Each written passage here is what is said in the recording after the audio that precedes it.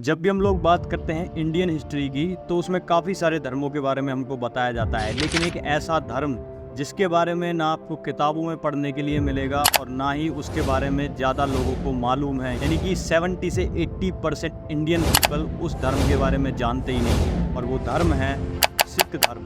और आज की इस वाली वीडियो में हम लोग बात करने वाले हैं सिख धर्म के 10वें गुरु गुरु गोविंद सिंह जी के बारे में। 22 दिसंबर 1666 को गुरु गोविंद सिंह जी का जन्म होता है उनके पिता गुरु तेग बहादुर और उनकी माता गुजरी जी के यहाँ। सिर्फ 9 वर्ष की आयु में ही उन्होंने अपने पिता के बलिदान के बाद सिख धर्म की जिम्मेदारियों को संभाला और गुरु गोविंद सिंह जी के नाम से वो जाने गए। गुरु गोविंद सिंह जी जो थे वो हिंदू मुस्लिम सिख ईसाई में कोई भी भेदभाव नहीं रखते थे। गुरु गोविंद सिंह जी ने ही खालसा पंथ की स्थापना की और इसी संदेश को आगे बढ़ाया कि हिंदू मुस्लिम सिख ईसाई सब भाइयों की तरह रहें और एक दूसरे के लिए हमेशा मुसीबत में खड़े रहें। उनका मानना ये भी था कि सिख धर्म के जितने भी लोग हैं, यानी कि जितने भी सिख हैं, धार्मिक हो और साथ ही साथ मेंटली एंड फिजिकली स्ट्रांग भी हो। अब जब गुरु गोविंद सिंह जी ने खालसा पंथ की स्थापना करी तो उन्होंने सिखों के लिए 5 चीज़ों को ज़रूरी बताया और उन 5 चीज़ों को जाना गया सिखों के 5 ककार के रूप में, जिसमें सबसे पहला था केश, दूसरा था कड़ा, तीसरा था कृपाण, चौथा था कसार और 5वां था कंगा। और ये 5 चीज़ें एक सिख के पास होना बहुत ज़रूरी है। अब सिर्फ ऐसा ही नहीं था कि श्री गुरु गोविंद सिंह जी महाराज ने सिर्फ और सिर्फ लोगों को अध्यात्म पे चलने की ही शिक्षा दी हो, बल्कि समय आने पर उन्होंने अस्त्र शस्त्र भी उठाए और काफ़ी सारे युद्ध भी लड़े। उनके द्वारा काफ़ी सारे युद्ध लड़े गए, लेकिन उनमें से 3 जो युद्ध हैं वो बहुत ज़्यादा प्रमुख माने जाते हैं। सबसे पहला है चमकौर का युद्ध, दूसरा है आनंदपुर का युद्ध और तीसरा है सरसा नदी का युद्ध। गुरु गोविंद सिंह जी ने ही अजय सेना तैयार की, जिसमें हर एक सिख योद्धा धर्म और न्याय की रक्षा के लिए हमेशा तत्पर रहता था, चाहे बात उसकी जान तक ही क्यों ना आ जाए।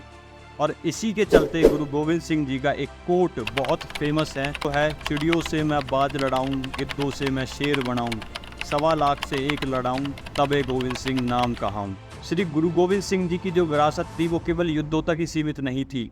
उन्होंने गुरु ग्रंथ साहिब को सिखों का आध्यात्मिक गुरु बनाया और एक नई दिशा उनको प्रदान करी, और साथ ही साथ उनको एक आदर्श समाज स्थापित करने की प्रेरणा भी दी।